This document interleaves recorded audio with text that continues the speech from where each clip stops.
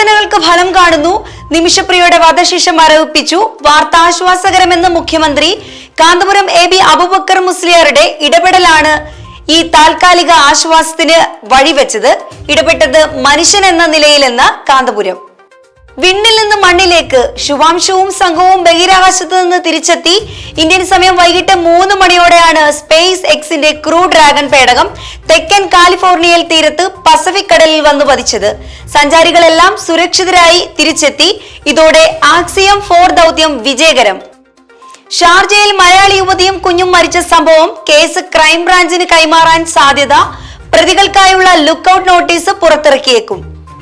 കീമിൽ സർക്കാരിന്റെ നയമല്ല, നടപ്പാക്കിയ രീതിയാണ് പ്രശ്നമെന്ന് സുപ്രീം കോടതി.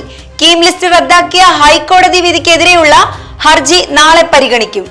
കേരളത്തിൽ ശക്തമായ മഴയ്ക്ക് സാധ്യത. ഇരട്ട ന്യൂനമർദ്ദത്തിന്റെ സ്വാധീന ഫലമായി സംസ്ഥാനത്ത് അടുത്ത 5 ദിവസം മഴയ്ക്ക് സാധ്യത.